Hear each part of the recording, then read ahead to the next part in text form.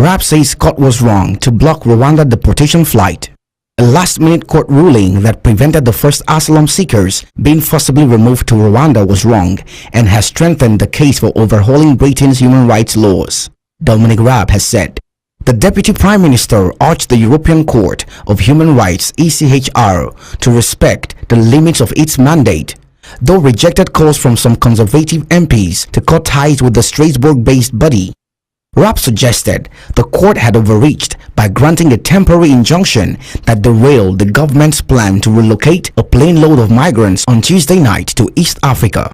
He said the so-called Rule 39 interim orders invoked were not grounded in the European Convention but based on the rules and procedure, internal rules of the court. I certainly believe they should not have a legally binding effect under UK law, Raab added.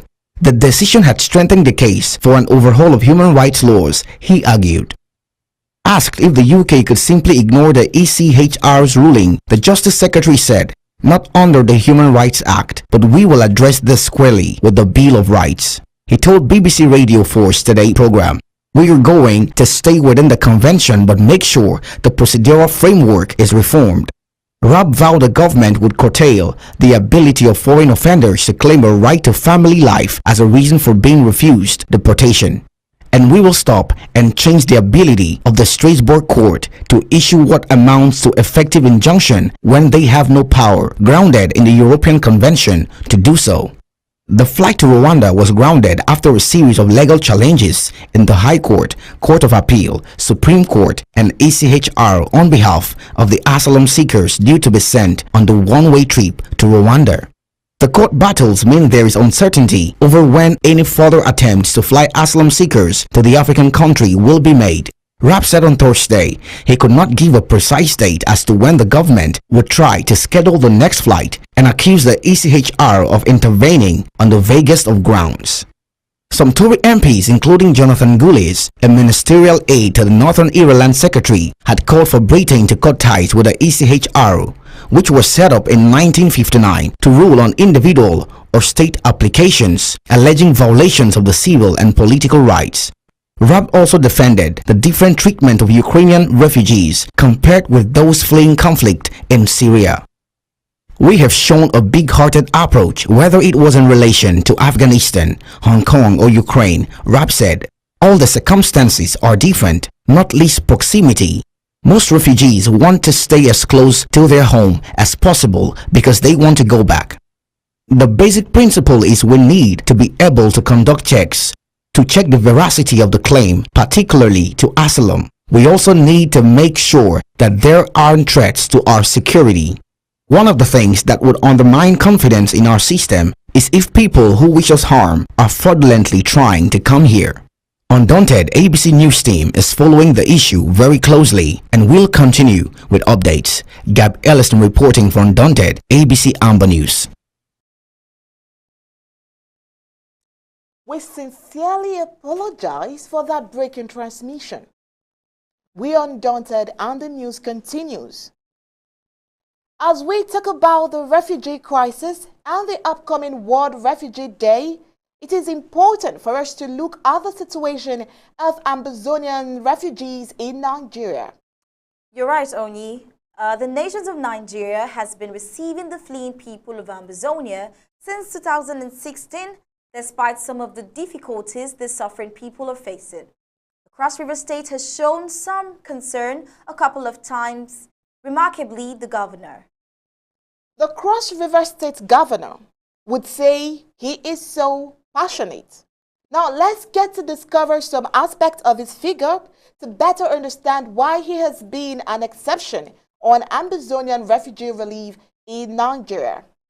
Cross River State governor requesting for tax cuts and cries on camera for what he considers failure on his part. Ben Ayade is the governor of Cross River State, Nigeria. He has exempted some persons and organizations from paying tax in the state. But before we go further, let's ask ourselves, what is tax? Tax is a compulsory contribution to state revenue levied by the government on workers' income and business profits, or added to the cost of some goods, services, and transactions. Meanwhile, 2022 is considered a political year in Nigeria. Could this be a political tactics from the governor? Star, what do you think? Well, I can't categorically place this stand, but then Ben Ayade, the governor of Cross River State, said this speaking at the inauguration of an anti-tax agency headed by Emma Isong, a bishop, said it is sad the government, which does not meet the needs of the people in many areas, still collects tax from them. He said it's better for him to task his brain than to accept task from people who are still struggling. The governor said as he went around the state, he noticed the level of poverty which has made some people stay in moored houses. Ayade, who broke down in tears, said, "I never knew that 5 years as governor, there would still be people living in thatched houses in Cross River State. I also cried because I knew how prepared I was, but it didn't end the way I dreamt for the state. I wish God would intervene because I really wish I could help. It's very painful." Oh well, he goes on to say if it pleases God, he should take his wealth so that other people in the state could be rich. That could just be a political statement, but then he continues to say, and I quote, "I charge you that this responsibility comes with its own troubles. You have a choice to do that which is good, and the selection of this team is based on your history. It's based on your profile," he said. "We charge you to ensure that the poor masses of Cross River State and the small business owners do not come under the harsh hands of the desperate search for money by tax consultants." He continues by saying, "Your responsibility from today going forward is to put an end to illicit taxes on people. We have a tax law here that prescribes the people. We have a tax law here that prescribes who are exempted from law, from tax. All those categories of people and those that form time to time will be so announced by the governor, include every single hotel that has less than 50 rooms in Calabar and the whole state today are exempted from payment of taxes." In his concluding words, he said, "We have exempted all Okada riders, taxi drivers, airport taxi drivers, small saloon owners, small catering and restaurant points, popularly called Mama Put. All those people who sell basic things, struggling to earn a living, they have been exempted today from paying tax. We have exempted them because it is better for me as governor to rather tax my brain than to tax my people." The video was quite touching. Let's watch courtesy of channels. The Department of Health and Social Services Situation Report on the Ambazonian refugees in neighboring Nigeria. Nigeria is currently hosting over 125,000 Southern Cameroonians forced to leave from the comfort of their homes into a strange land as refugees. Southern Cameroonian refugees in Nigeria are currently faced with the following challenges. For more than a year now, the process of registration by the UNHCR has completely slowed down and is not being performed in most of the areas, making it difficult for the refugees to be registered. Also, it has been more than a year today that most of the refugees' identification cards got expired and still have not been renewed by the authorities, leaving the refugees to be tormented daily by the immigration officials and even the military and forces of law and order. There is huge negligence in providing the basic humanitarian needs to refugees by the Nigerian Authority and the UNHCR. The UNHCR has reduced the cash-based intervention (CBI) from an initial amount of 7,200 naira to now 2,600 naira, which has still not been paid for the past 4 months. In addition to huge inflation of the prices of food and non-food items have left the Southern Cameroonian refugees in Nigeria in hunger, frustration, and total exploitation by the locals. It is alleged that the hunger and starvation have led to the committing of suicide by some refugees. Young girls are also being sexually exploited and forced into prostitution due to hunger and extreme hardship. There is inadequate provision of social amenities like water, sanitation, hygiene, and health facilities to the expanding host communities, thereby leaving the refugees into miseries of very poor health. There's lack of basic education for the children and lack of economic empowerment opportunities for the adult refugees to become self-reliant and self-dependent have led them to becoming jobless, thereby leading the refugees into higher dependency.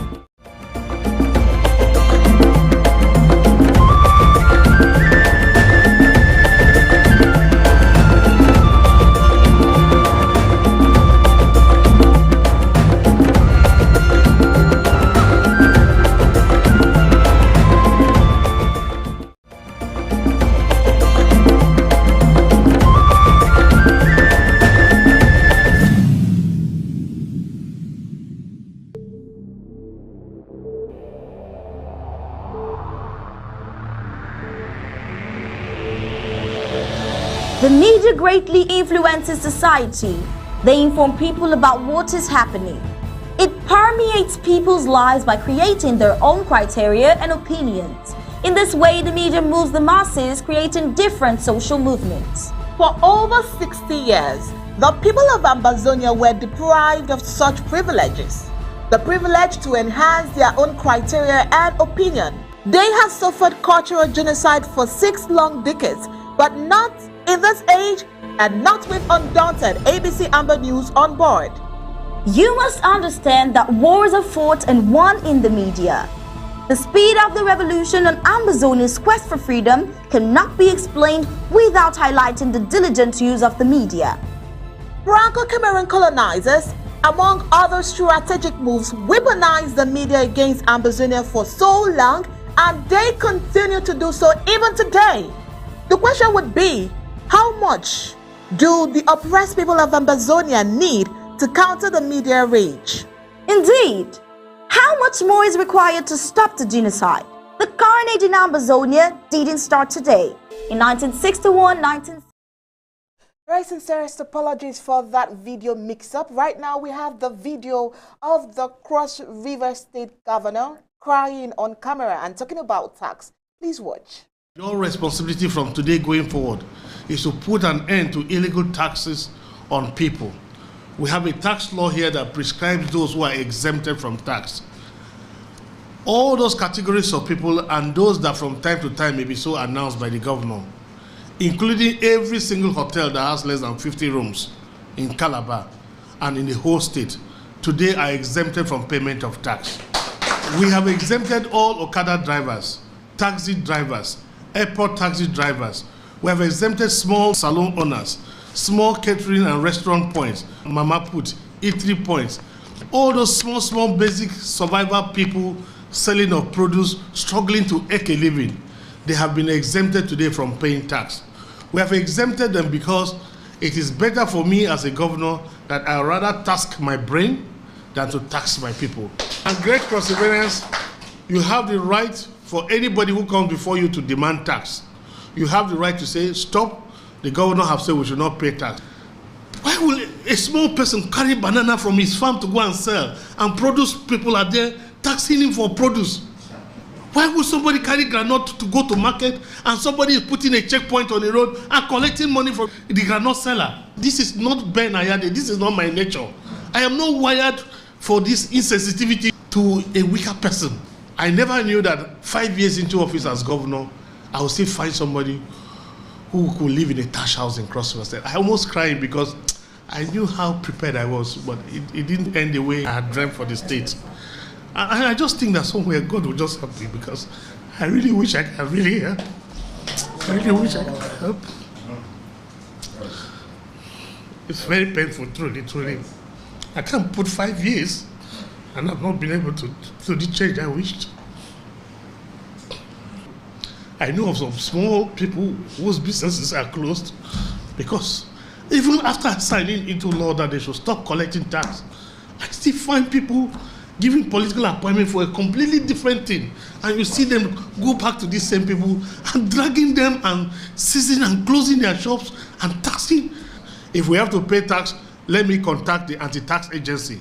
They will give us a tax code whether we fall under the category of those to pay tax or not. So your vehicles, your public life, your telephone numbers will be in the public domain, because everybody must call you to clear whether they have to pay tax or not to pay tax.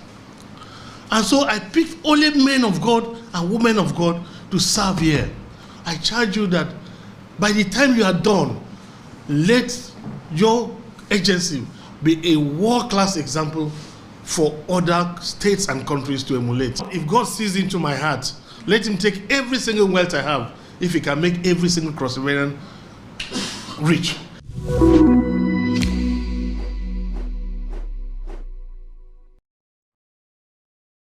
That's quite remarkable and emotional. I wish other politicians will emulate such behaviors. It is important to highlight that the Cross River government on January 21st, 2018 provided relief items to Southern Cameroonians refugees under the leadership of this same leader. Still under his leadership, Cross River reportedly donated 100 hectares, 800 million naira to Ambazonian refugees on the 31st day of January 2020. The House of Assembly Speaker Eteng Williams disclosed this then during the Humanitarian Development Nexus meeting between the United Nations High Commission for Refugees, UNHCR, state ministries, and international agencies. He said the land was to enable them to farm and be self-employed, while commending the UN agency for constructing inner city roads, schools, temporary residential blocks, and other infrastructure for the refugees. He said that the host communities should also be carried along. His words, "We need you to carry the state government along as you continue with your commendable involvement and support to ease the burdens of the refugees and host communities. But we need you to provide more boreholes for the refugees and host communities. While we commend you for building school blocks, please remember to provide desks for the children."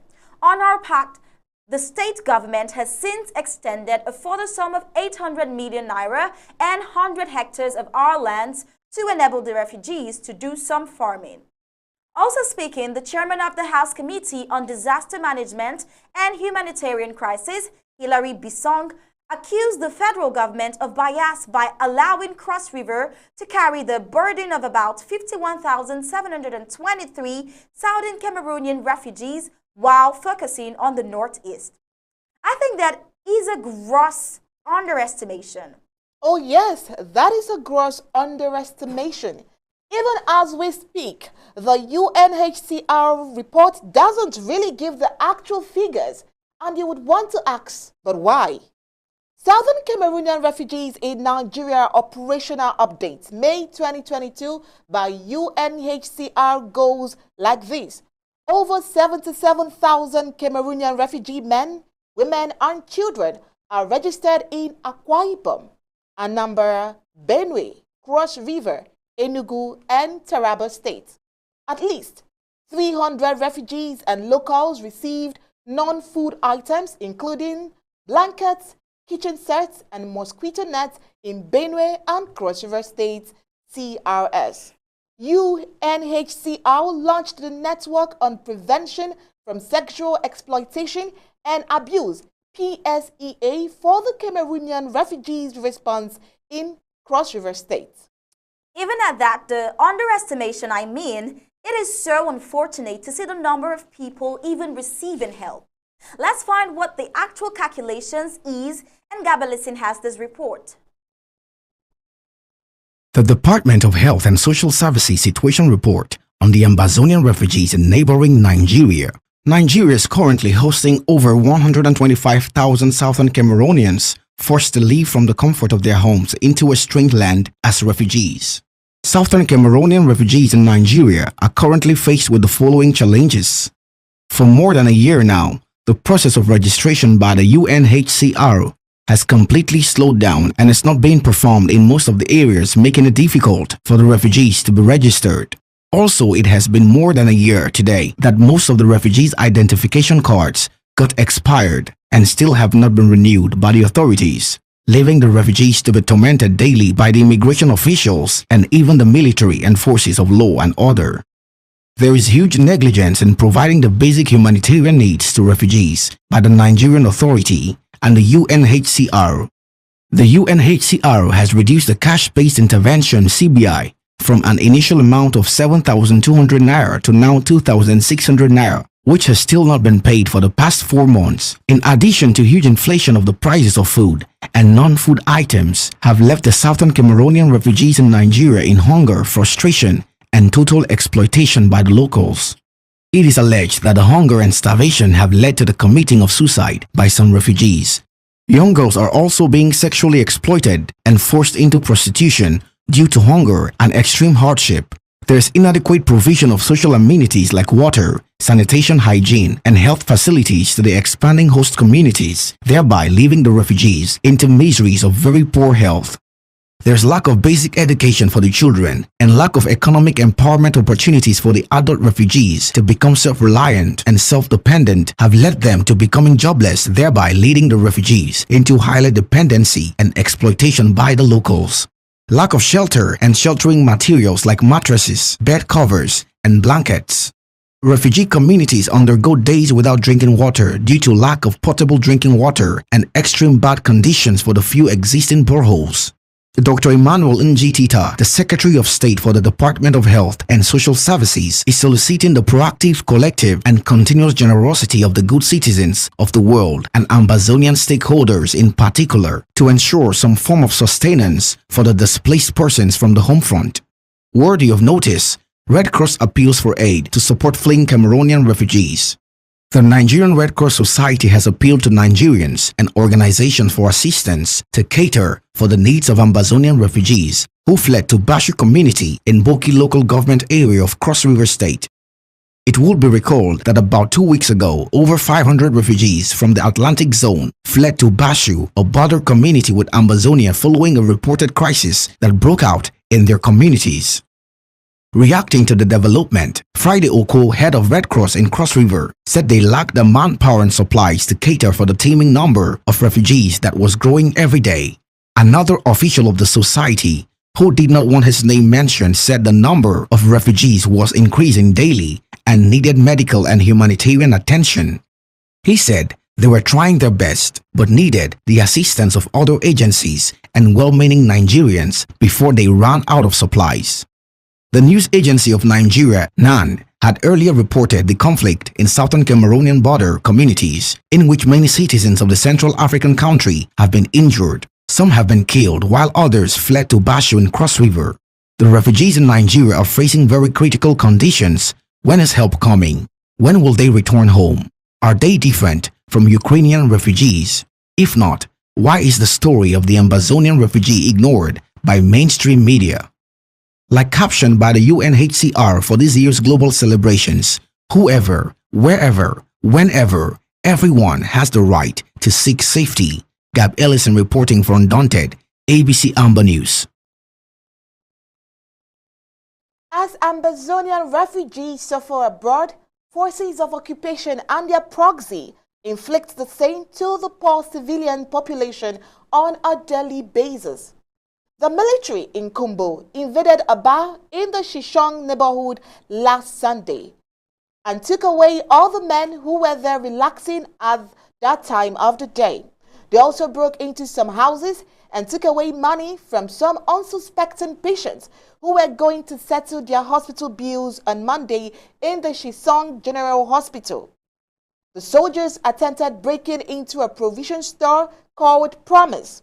The owner, who lives in the same building, heard the noise and came out to see who was attempting to open his provision store. The soldiers took advantage of him and picked him up as well. Reports stated that none of the people that were taken to the barracks has been released. The soldiers collected some drinks from the bar which they took away too. some mobile money collection for the day, and the mobile phone that belongs to the wife of the bar owner was also taken away. No one as of now can actually say how many people were taken away, but the number is above 10. Some people say they were 15, others say 25, and others say 42.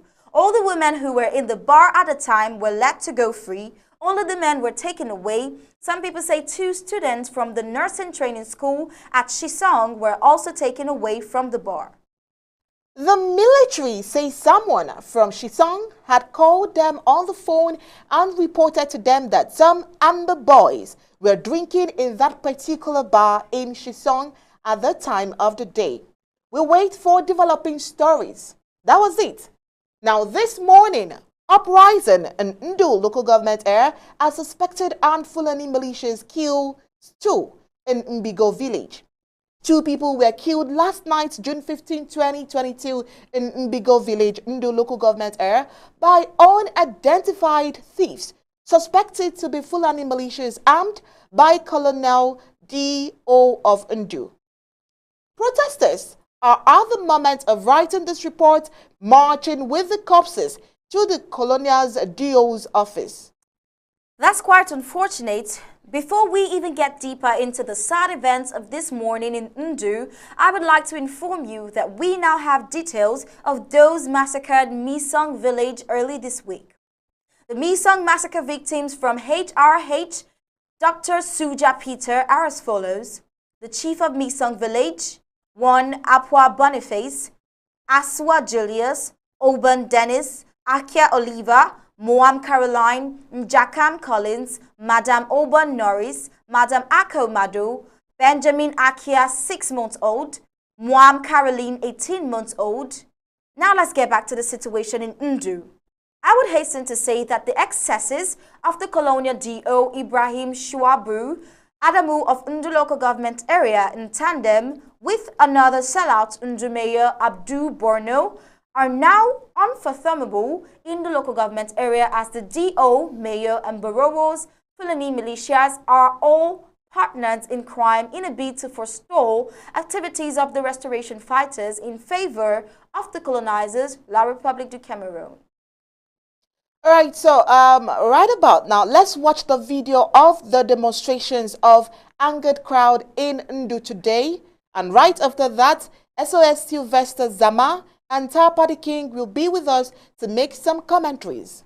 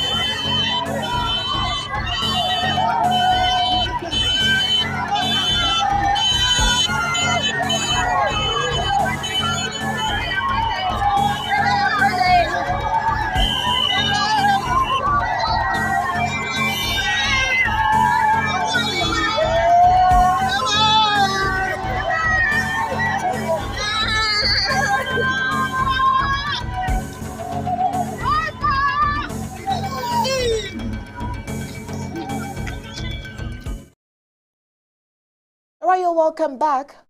We have SOS Sylvester Zama and her party king. We want to know their thoughts on this particular issue today. SOS Zama, nice to have you here again. How are you doing today?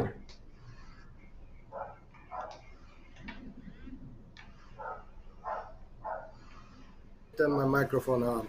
Can you hear me now? Loud and clear. Can you hear me? Very well. Yeah. Thanks for inviting me for the show today. I really appreciate the coverage you guys are covering regarding our citizens in Ndu and all the other areas of Amazonia. Um, we've been dealing with the Fulanis and the Boros in that area for quite a long time. La Republic is basically weaponizing the few differences that we had. We've had cattle graziers issues for a long time. So the idea that these people just got up of a sudden and pick up arms to be shooting at their neighbors is not something that is called for. I'm calling for all the elder men in the Fulani community and the Boro community to call back their citizens, tell them from disease from attacking our citizens, because at the end of the day we have to settle in that same piece of land. It will either be, if they are posing as a conqueror, well, they will have to leave because the Bororos and the Fulanis are not origin in that part of the country. They settled, they were all settlers who were accepted and permitted to stay in that area. We've lived in for many years with no issue. But if there are some rogue members in that community that are using arms based on the influence they have with the La Republic senior divisional officer in that area, we will have to make them pay because their basic livelihood is cattle. And if we can ban, or we can not even ban, we can go after what is really costly to them. They go after our farms and our citizens. We can go after them and their cattle. They cannot pick up their cattle and run if we need to attack them. But we've decided not to do savage things like the La Republic people do on our people.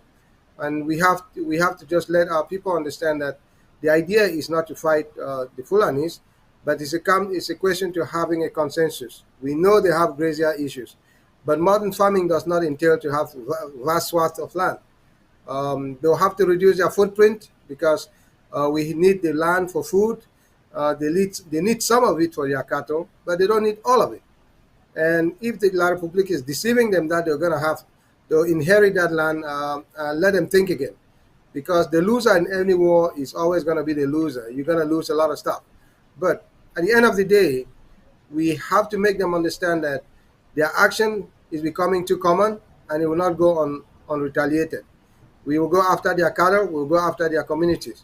If their elders in their communities does not resolve these issues, we'll have to make it a military affair because civilians are carrying out attacking our civilians. We will have to do what we must do to defend ourselves. All right. Thank you there. Mr. Ta, you want to say something? Yeah, I think good evening, fellow Amazonians. Good evening, ladies. You're doing an amazing job. Thank you for having me as well. I think what the SOS Sylvester Zama has just said, it encapsulates the whole gimmick. It's a planned act. It is the tactics of colonial masters. They have used it over generation. It's all about divide and rule, trying to use the people's diversity and the religiosity to divide and to conquer. So, like the SOS said, I think that this is a situation whereby the colonial government has weaponized ignorant Fulani or grazers, or what you preferably call them Bororos, against the local community. What are they trying to do? To have the people fight among themselves and to distract us from the carnage, whatever they are doing in our homeland. So that's just the point. Thank you. Yeah. All right, before we continue, earlier this week we had Comrade Willie on the Undaunted News. Of course, we are very aware of the happenings in the Manfe Hospital. Let's take a look at what Comrade Willie said eventually. I said, my tears do not fall down carelessly. I've cried. You people will not cry. You people will bleed. If you stay, Manfe, just know that either if you're military, you better pack or you're going to bleed. I'm not going to warn. It's not a threat. You might ask me, why? What do I do with the lamb? My father gave me this. I will give it to every Manfe fighter to hold a lamb. When I go fight all the Republic Army, when I go fight all colonial administrators, and by La Republic, you burn our hospital, but you people are going to pay fairly. And this is how you people are going to pay. Effective July 1st, I will saying on behalf of the interim government. No bus, any bus above 13, that's above 12 capacity load will be burned, will not be able to enter inside Ambazonia again. I say from the 1st of July 1st, 2022, May, a young Willie Nangaram, I'm saying it. I say no bus. And I explained, why? Number one, those buses will leave Amumezam or whatever they call them, those 70-seater seat. They will leave, they come to Manfe Park. They have to load their car or the truck on Monday. Our parents will pay 10,000. They will take those 10,000 and the whole. They start to load our parents in those buses on Monday. And the bus will not get full. On Tuesday, our parents will not go. They will stay there. They cannot give their money back. Or Wednesday, you go to syndicate to get your money, they will talk to you in French. Our parents will not get their money back. Sometimes the bus will be full till Thursday or Wednesday, then our parents will travel to Kumba or to where they want to go. Before they go, their mission and purpose is already disrupted. Number two, those 70-seater buses in Manfe, if it costs 10,000, for example, from Manfe to Kumba, when they come, they carry 70 people. They have taken 700,000 CFA francs from Manu people, of which that bus does not belong to us. The driver of that bus and the agency belongs to La Republic people. They will carry our people and take it to their land. And as such, our bus drivers will remain dry. If they could have divided those 70 people alongside those 12-seater buses, that's about 5 or 6-seater buses, that could have put money in our people's pocket. Again, that's 12 times 10, that's 120,000 CFA francs. That will be able to feed our drivers. Those who have clandos can carry 6 people at a time. From Manfe to Kumba, within 1 hour they are full, and that way they pass service. So those buses that are coming to Ambazonia, we authorize all the restrictional forces to sharpen their teeth.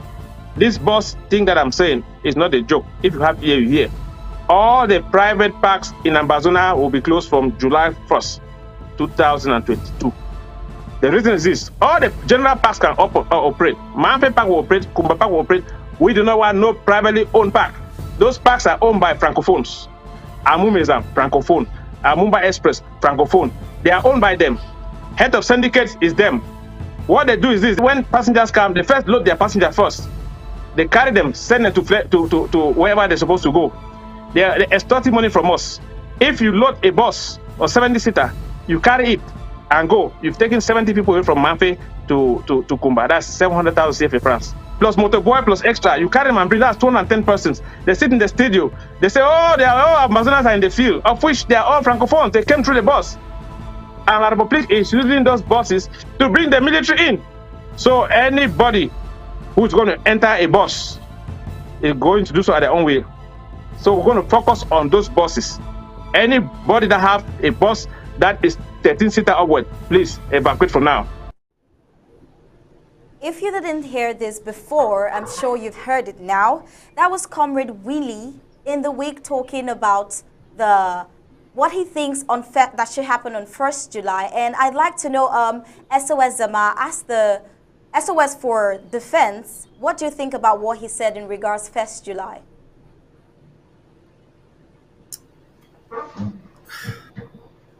Well, there's an ongoing policy where we have against 70-seaters.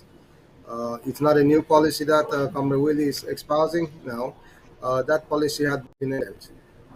We are looking for those companies that are actually violating laws of Ambazonia. Those companies that are willfully carrying La Republic soldiers, willfully carrying brasseries products, and trying for La Republic to contravene all the rules that we have in place. Um, I will a little bit differ a little bit from Comrade Willie because um, those large taxis it reduces the marginal cost of transportation because it costs our roads are bad and we need mass transport. We need these people to be moved. Yes, if we are putting those bans, it means that we are putting those bans in other people like Mogamo and who are indigenes of Ambazonia, and I think other people in the southern zone who have all the 70 seaters. Except we should go after those who are violators of our policies. Uh, Having a blanket rule, it's going to be a little bit difficult for us to to manage because we will have to have people manning out the roads and all that stuff. Our role is to go after the soldiers and any consequential things that is affecting their movement into our regions. It's going to be a little bit daunting. Yes, we can put those blanket rules that we don't want those, but it's going to be a little bit daunting to enforce that. But I think it's feasible for us to impose those conditions on those that are violating, and those that are violating these rules are fewer than those that are observing those rules. And I think we should go after the perpetrators, and which is basically the businesses that are coming from French Cameroon. Our businesses, people, citizens of Ambazonia that have those businesses, we are not necessarily going to be clamping on them. I don't think it's going to be a right move for us. We cannot make a blanket move. We have to specifically go after those violators of our rules. All right, I've gotten your own perspective, which is a bit negating to what Comrade Willie hoped would happen on 1st July. Mr. Party, what do you think about this 1st July move? I think that uh, Comrade Zama, as the defense official, should have the technology and who understands our self-defense apparatus should know actually what we are going to do. But whatever stops Cameroon from either extorting or oppressing us is something I support by at least 100%. Because as a people, we deserve a right to exist. We deserve a right in our own land. I'm not a self-defense or a military expert, so I cannot even tell you what is to be done or what needs to be done. Whatever is going to free Amazonia, I'm a supporter like you, Star Smart. Thank you. Shishon there. Well, I would like you to hold on, you gentlemen, to hold on for a while. We'll get back to you shortly. But for now, I would like to move on with the news.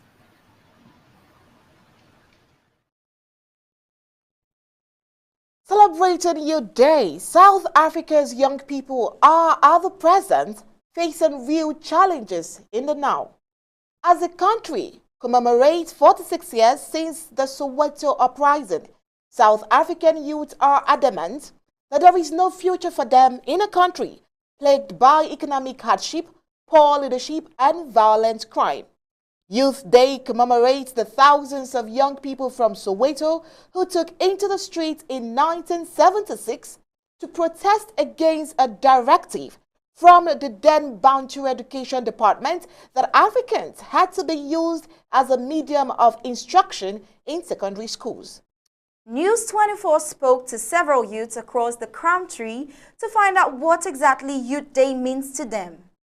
KwaZulu-Natal resident Anita Kabela, 25 years old, who recently graduated from the University of Zululand, said even though she was hopeful about the future, whether there was a future for the country's youth remained to be seen. Quote, "It's been years now, we've been promised jobs and education for all, but still the unemployment among youth is at an all-time low," Kabela said.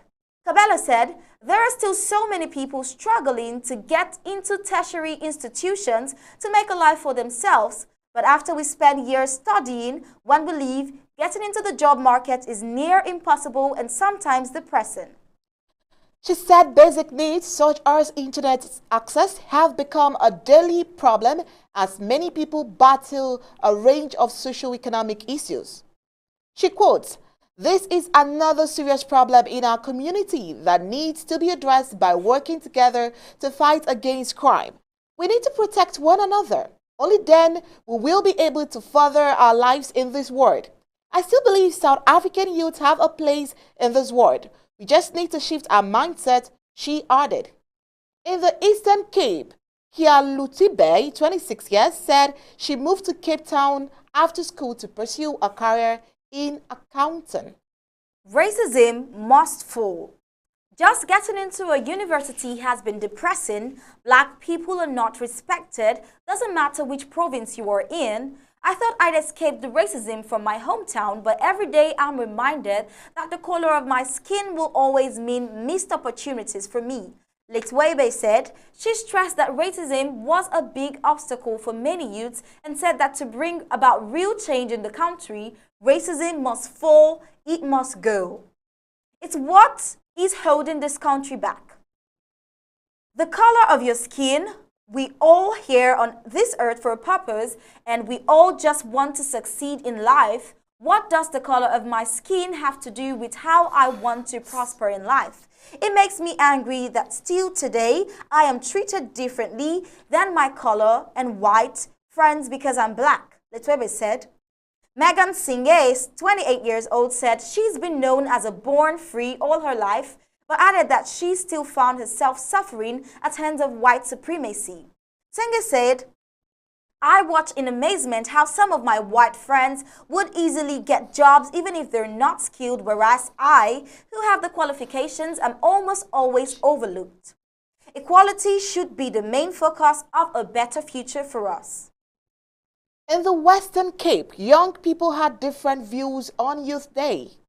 Sakumzi Yamza said changing mindset, particularly when it comes to relying on the government for help, is a necessity. "We have seen time and time again that government doesn't care about the youth. They profess to care and offer job creation when, in fact, it's just all lies. We shouldn't be relying on them. They have shown us year after year that we are on our own regarding our future," Yamza said. "Things could change if more young people become involved in politics," Yamanze said. Horrendous unemployment rate. The older generation in power must go. We cannot continue to be led by those who only see things from their side. A fresher and more younger outlook on life is how this country will possibly move forward. Dominic Parker is worried about the future of the youth because of mounting pressure in society. Social acceptance was never the prime foundation of one's life, but having a roof over your head, food and water was. Now young people are so consumed with what's hot and happening around them that they will use their food money to buy the latest clothing item so that they can fit in because there is so much pressure on them from social media, Parker said. Mitchell's Plain resident Lauren Jacobs, 29, added that being a youth was draining. Jacobs said, "Not only are we faced with endless racism, but the unemployment rate is horrendous. What is the point of spending many years at university when you can't even find a basic entry-level job?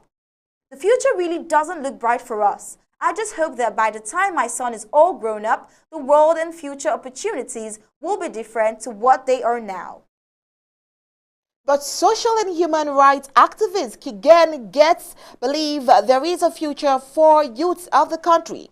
Young people are the present. They are challenged in the now, and we need to change the outlook on life where we say that young people are the future. We need to start speaking things into existence. Young people have the ability, their intellectual capability, the knowledge and some resources to progress in life. I do believe the state should invest more in our youth, Getz added. Now, our interest as we observe South African youths celebrate is to make a comparison with purported Youth Day imposed on the Cameroons by the colonizers. Let's have Tapadi King and SOS Zama again.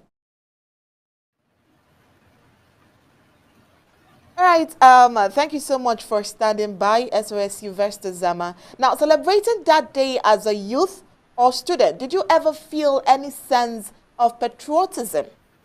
Now, I am asking and talking about the 11th of February purported Youth Day celebration. Well, for me, 11th February was never really, when we were growing up, people spent time. It was a time where you had to meet your friends. There were festive activities, there were soccer games, there was dances, um, there was the foods that were available. You had the opportunity to at least buy something for yourself. You had a 25 franc or 50 franc that you used on those days to buy your sugar cane or your puff and beans after match pass. It was a festive activity, but of course, knowing what we know now, it shouldn't have been. But we are having this issue where our history has to be rewritten and rewritten all over again. There are things that we were celebrating that we never really understood the impact of it, how they were subliminally re-educating us and rewiring our brain as to what we were and who we were in that system of in Cameroon. Um, we now, our kids, 5 year olds now know we are Ambazonians, and this is Ambazonia has come to exist, and it will never, it's risen and will never fall again. We will never be called anything but Ambazonians. I know there are some of our people who still divided loyalties. Yes, there will always be people like that, but we cannot rely on those people to deliver us. I always say this example. Um, if you want to kill yourself and you want to take it, go ahead, do it. Don't encourage your whole family to do it because you don't want to leave. If you want to die by yourself, that's fine.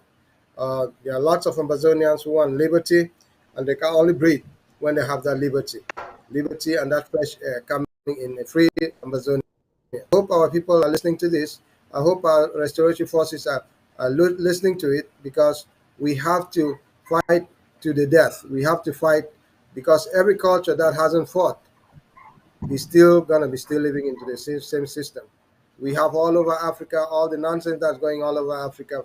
Satan is trying to deport people who are struggling to leave because of their management in Africa. A country like Britain has about 1 point something million hectares or kilometers of land in Africa that are they own mineral rights in 37 countries. And if they want to make things better for Africans, let them pay their damn taxes. Let them make a deal that's fair to everybody, and make it point where these people don't have to. There's no reason why the copper in Zambia is being totally owned by the British, and the people of Zambia don't own much.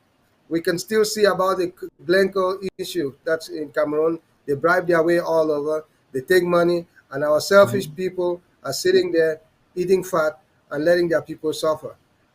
We have to, as citizens and young people in this continent, to make a decision. Either we have to live and die in the seas, or we have to live on our lands. And I think we have to fight. And that's the only way. Anybody who hasn't never fought, the Europeans have had too many tribal wars. They had the 100-year war, the 7 Years' war, the War of the Roses, you can name it. They fought wars to settle all their differences. We are the only people who want to think that we can get stuff without fighting. You have to fight. You have to fight like mad.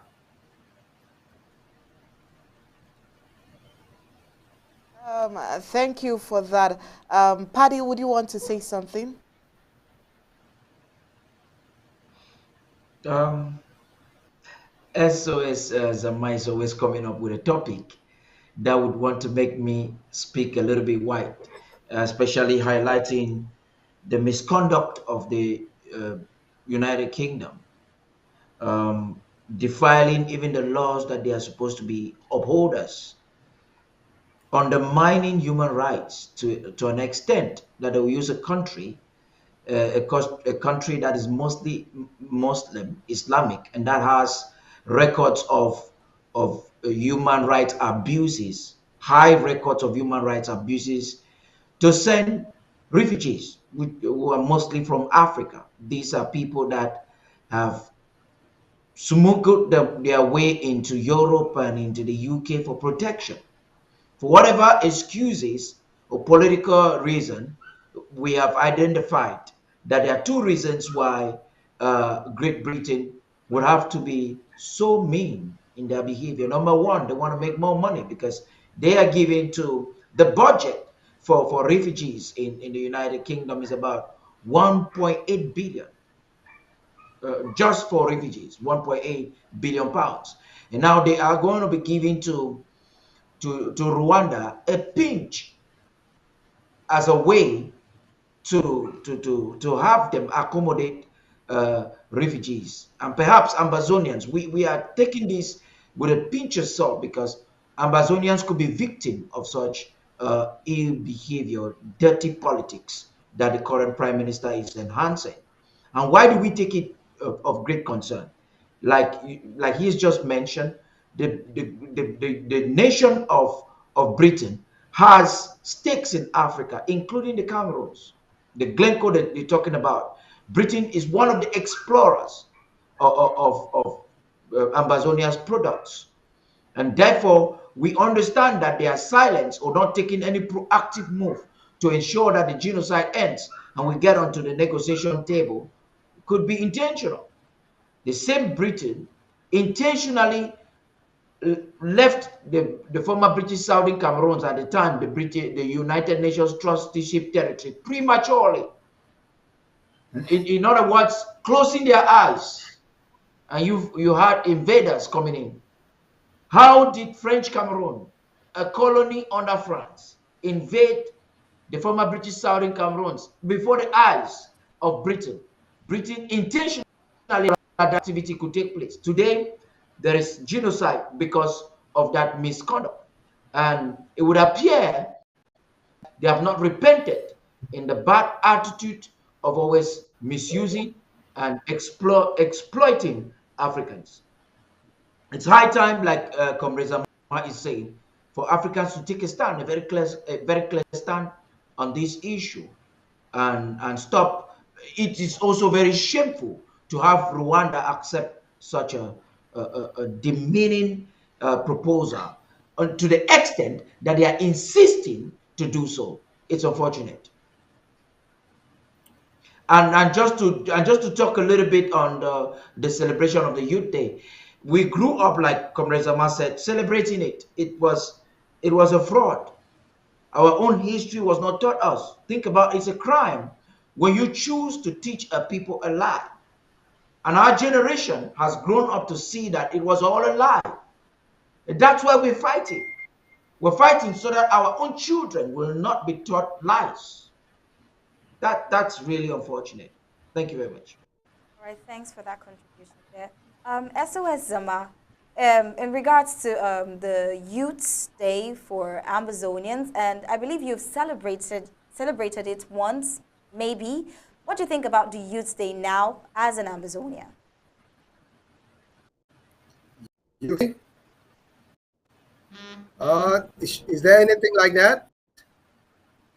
I don't think there's anything like that in our community right now. Uh, we've delineated who we are from East Cameroon, and those celebrations were their own making, and that's their story they've been writing. We are no longer children to be listening to those Arabian Night stories. We've gone beyond that. Amazonia has moved beyond that, the trail of those storytellers. Um, um, we have to create our own history. We have to create our own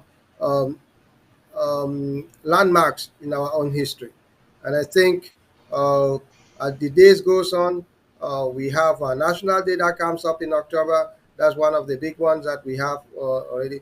But those days we'll be having our veteran day that will be coming up eventually when things get settled.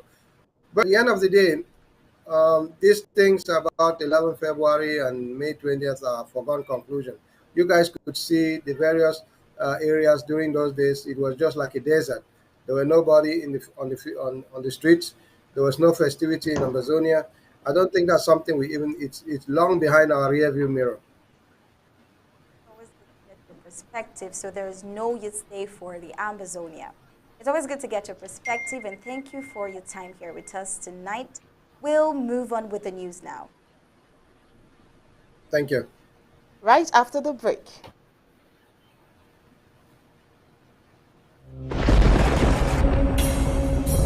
The number one most important thing for every Ambazonian to do right now is to draft. Draft and draft and draft. People of Ambazonia, draft.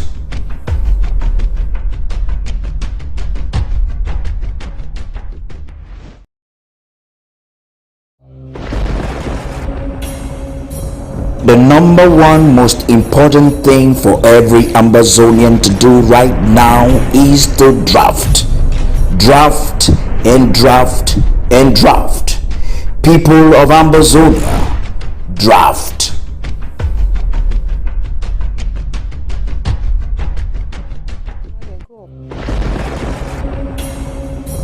The number one most important thing for every Ambazonian to do right now is to draft. Draft and draft and draft. People of Ambazonia, draft.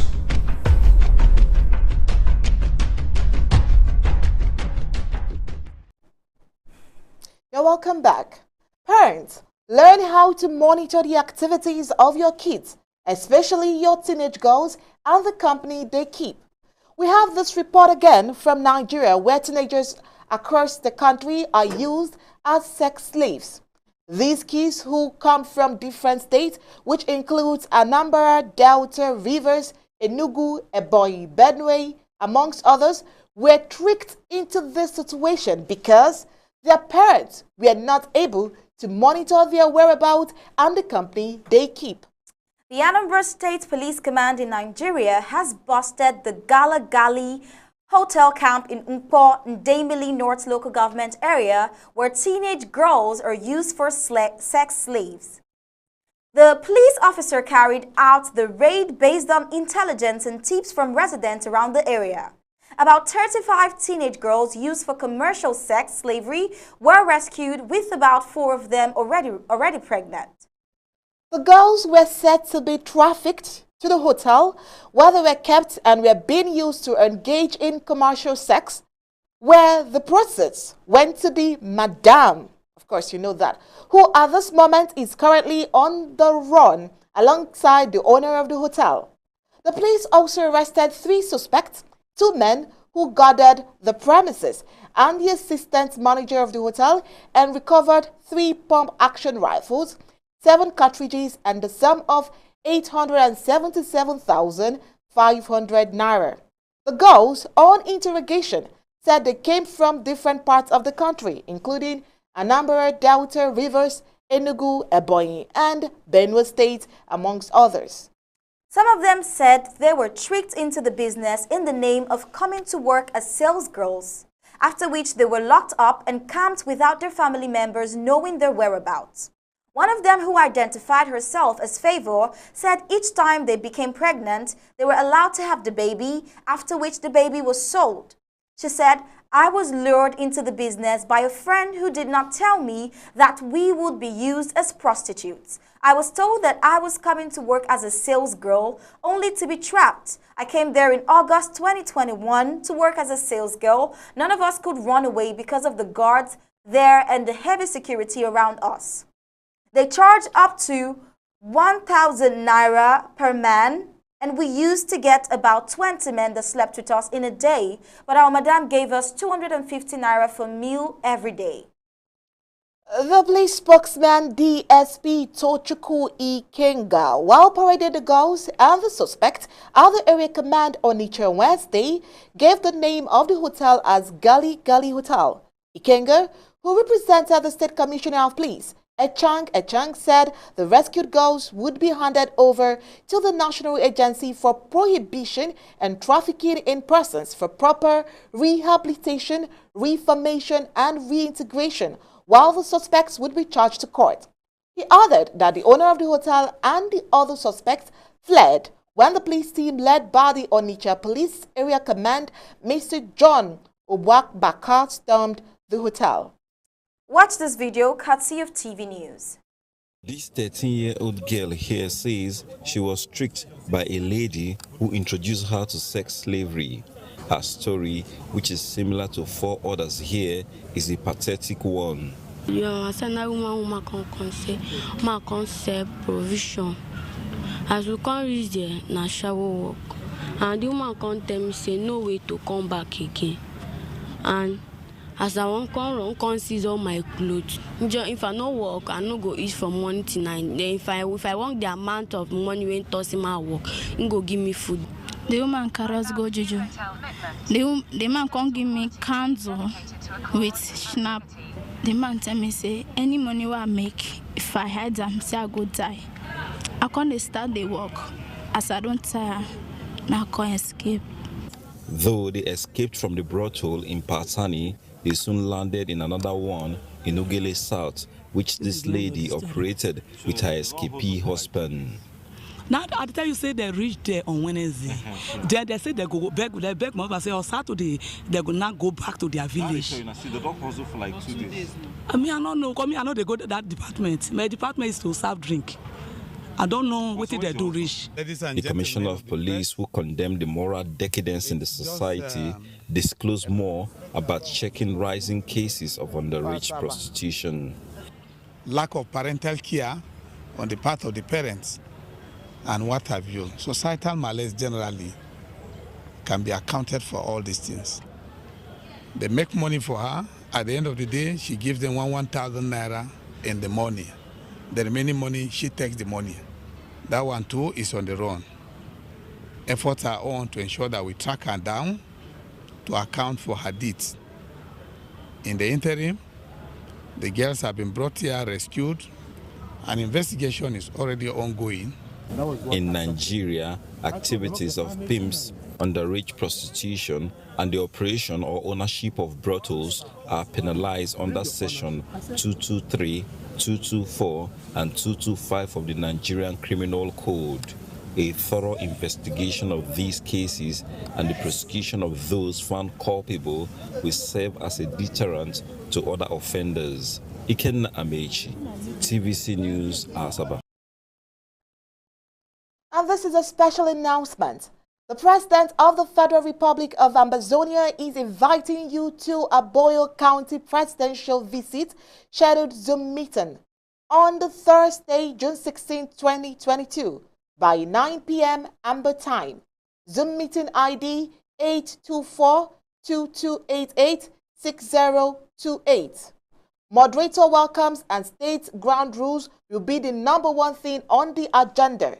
Number 2, recognition of the President, Vice President, and his delegation by the moderator, who later introduces the County Coordinator, CC. County Coordinator calls the meeting to order. And the 4th thing on the agenda will be opening prayer, a minute of silence. I am now. National anthem as well by Anonymous for now. And County Coordinator welcomes President and entourage State of the Revolution in Boyo. Challenges faced in Boyo County. Request to the federal government. Local government area chairs talk for 2 minutes maximum. And the 17th on the agenda would be self-defense report. Defense Coordinator, Boyo County. 8. Statement by the VP. Introduction of the President of the Federal Republic of Ambazonia. President's address to the great people of Boyo County, Director of Resource Mobilization, Nijo, and the 11th thing will be question and answer session. Then the closing remark by the President. On behalf of the President of the Federal Republic of Ambazonia, your humble servant, Director of Cabinet, Dr. Kajang.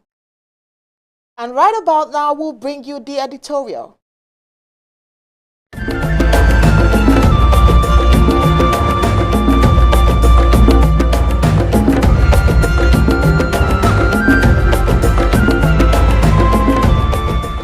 Today, we will look at Pascal Kongsin rhetoric captioned The Controversial Duality of the Fawn and the Cutthroat Politician, Fawn Ngwafo of Mankan. Pascal wrote, and I read, I have always had a big unsettling problem with Fawn Ngwafo of Mankan. What bothers me most is that he was my father's friend and a whole bunch of his kids were my schoolmates like you and friends at the same time. But that's when we were young, and today we have to draw the line. Politics does strange things to good people, but Fawn Ngwafo had a backbone made of cast iron and should have been the beacon of hope to all of us. But he crawled into his royal shell like a snail silently and watched his environment destroyed by intruders. Today he's being given a royal farewell as a fawn, and the latent cultural political component simply swept under the rug. The preferential treatment given to this political criminal called Ngwafo, who is a frontline Profitia politician of the rotten CPDM, simply betrays the state of not Cameroon, but Southern Cameroonian mindset, especially those who hail from the grassland, particularly the Mankan folks. If there was a devil in Southern Cameroon's political culture, it resides in Ngwafo's spirit. Yes, it's their king, but it took courage and reason for Maximilian Isidore Robespierre, the incorruptible George, to execute the French king in the French Revolution. There is no way to condemn the CPDM party without condemning its chief priest like Fawn Ngwafo. Fawn Ngwafo never criticized the brutal killings of his people by the regime that he belongs to, and none of our so-called Anglophone West Cameroon elites could dare. Is it because he was the second to Biya, or because he was the Fawn of Mankon? Fawn Ngwafo has been very instrumental in the infiltration of the Francophone machinery into the Southern Cameroon fabric. We should criticize and condemn him as a cutthroat politician of a corrupt dictatorship. In any possible trial of the CPDM cabal, Fawn Ngwafo would have been on the front row next to Biya. Lee J. in the Nuremberg trials of the men who belonged to the core of Hitler and wouldn't have been spared by the gravel men. If there was anybody who could condemn Biya, it was Fawn Ngwafo, because he at least had the royal mantle to protect him. The turnout of the ceremony of his replacement in Mankon yesterday is historical, surpasses any turnout I have noticed in the recent history of people mobilization in one setting.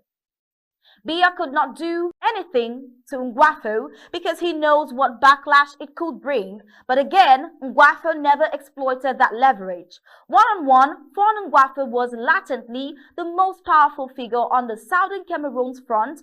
His picture hangs on my father's wall as a young Fawn in 1959 and a political figure of Southern Cameroon. He was 10 times more powerful than Chief Mukete because the backbone Fawn Ngwafo had was the whole of his grassland people. As an educated man and Fawn of Mankon, the hotbed of Southern Cameroon's emancipation, he had a leverage that no other Fawn had in the whole of the territory.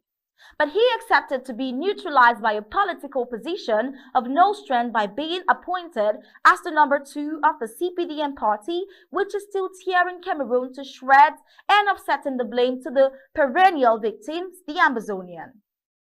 Fawn Ngwafo should have been a victim of the Amba bullet because he sided with the enemy he helped create. This is a curiosity that the cover pot head Ayade has his strongest hold on Alabukam, but will go for others than the shit no wipe last political Ngwafo. It continues to say, my humble opinion criticizing the politician and the Fawn, not the father. What a controversial duality. No regrets, no apologies. That was where he ended, and that's where we end our editorial for today. If you want to enjoy more of such articles, kindly visit our website at www.abcambertv.com. Subscribe and become a club member today. Thanks, and once again, I would like to exceptionally take you through our payment methods so that you can be a part of this winning strategy. It's simple. ABC Amber TV payment channels, Cash App, telephone number +1 240 486 8768. Hashtag $Amber ABC, Zelle, Ambazonia Broadcasting Corporation, telephone +1 240 486 8768. PayPal, payments at abcambertv.com. UK bank account, account holder, Ambazonia Broadcasting Corporation, sort code 231470. account number 22990885. IBAN GB25TRWI 23147022990885. Europe account holder Ambazonia Broadcasting Corporation, BIC TRWIBEB 1XXX. IBAN BE42967309341854. Australian bank account holder Ambazonia Broadcasting Corporation, BSB code 802985. Account number 211040023. Canadian bank account holder Ambazonia Broadcasting Corporation, institution number 621, account number 20011028648, transit number 16001. New Zealand account holder Ambazonia Broadcasting Corporation, account number 04202101042037. Thank you for your donations. I am Star Smart reporting for Undaunted ABC Amba News.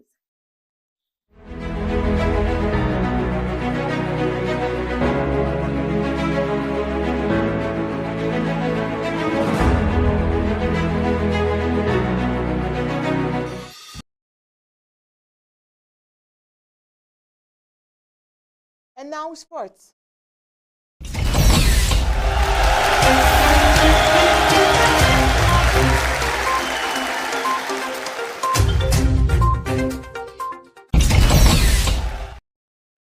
La Liga has stepped up its attack on Manchester City and Paris Saint-Germain by filing a complaint to UEFA about what it believes to be financial fair play breaches. La Liga President Javier Tebas has repeatedly attacked the pair, who he describes as state clubs, and strongly criticized PSG over the new multi-million-pound contract the French club gave star striker Kylian Mbappe in May.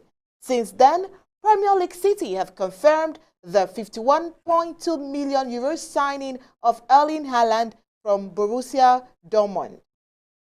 Real Madrid were interested in signing both players. La Liga understands that the irregular financing of these clubs carried out either through direct money injections or through sponsorships and other contracts that do not correspond to market conditions or make economic sense, said La Liga. La Liga considers that these practices alter the ecosystem and the sustainability of football, harm and all European clubs and leagues, and only serve to artificially inflate the market with money not generated in football itself. Gab Ellison will tell us more. Latest world sports. La Liga steps up financial fair play attack on Manchester City and Paris Saint-Germain. La Liga has stepped up its attack on Manchester City and Paris Saint-Germain by filing a complaint to UEFA about what it believes to be financial fair play breaches. La Liga President Javier Tebas has repeatedly attacked the pair, who he describes as state clubs, and strongly criticized PSG over the new multi-million-pound contract the French club gave star striker Kylian Mbappe in May. Since then, Premier League City has confirmed the £51.2 million signing of Erling Haaland from Borussia Dortmund. Real Madrid were interested in signing both players. La Liga understands the irregular financing of these clubs carried out either through direct money injections or through sponsorship and other contracts that do not correspond to market conditions or make economic sense, said La Liga. La Liga considers that these practices alter the ecosystem and the sustainability of football, harm all European clubs and leagues, and only serve to artificially inflate the market with money not generated in football itself. The complaint against PSG was made last week and the one against City in April, although La Liga says it reserves the right to extend these complaints. Both City and PSG have vigorously defended themselves against Tebas' complaints in the past. In July 2020, the Court of Arbitration for Sport overturned the 2-year Champions League ban imposed on City by UEFA for financial fair play breaches. In April, UEFA approved new financial regulations that included a doubling of the sums clubs could lose over a 3-year period from 30 million to 60 million euros. with some clubs allowed an additional 10 million euros if they are in good financial health. Last month, Tebas said La Liga would take legal action against PSG after Mbappe snubbed the move to Real Madrid. The France international instead renewed his contract with PSG until 2025, and Tebas and La Liga said the contract extension attacks the economic stability of European football. Tebas is due to speak about the issue in depth at the European League's meeting in Amsterdam. Formula 1. Australian race on calendar until 2035. Formula 1 has struck a new contract to race at the Australian Grand Prix in Melbourne until 2035. The deal is a 10-year extension on the existing contract, which had been due to expire in 2025.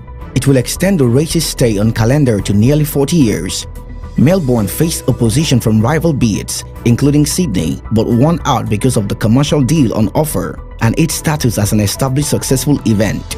Melbourne's Albert Park track made its debut on F1 schedule in 1996. It has become a mainstay in the F1 calendar and continues to be a major success for Melbourne and the state of Victoria. This year, as Melbourne returned to the schedule after an absence of 3 years because of the coronavirus pandemic, 419,000 spectators visited Albert Park, the largest crowd for a weekend sporting event in Australian history.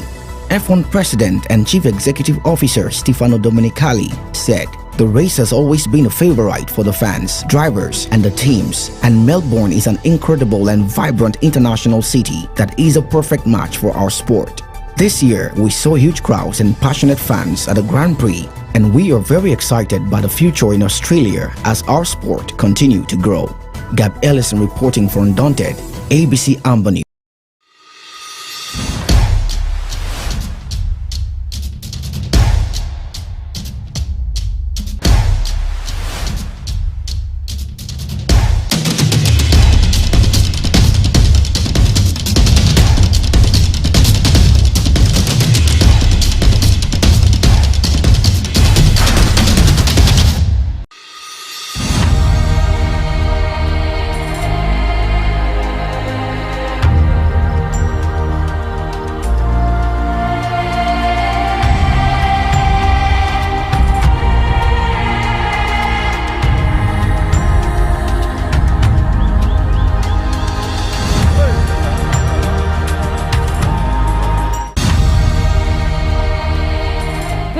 Welcome to Undaunted, bringing into the news untold stories. I am Star Smart. Let's begin.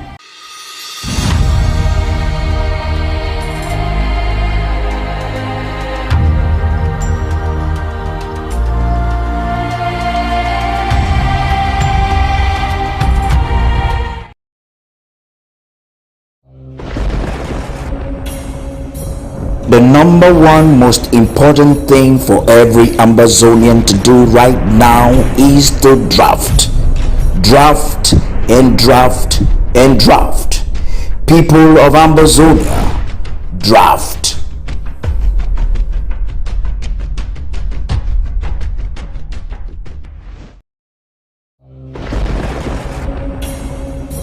The number one most important thing for every Ambazonian to do right now is to draft. Draft and draft and draft. People of Ambazonia, draft.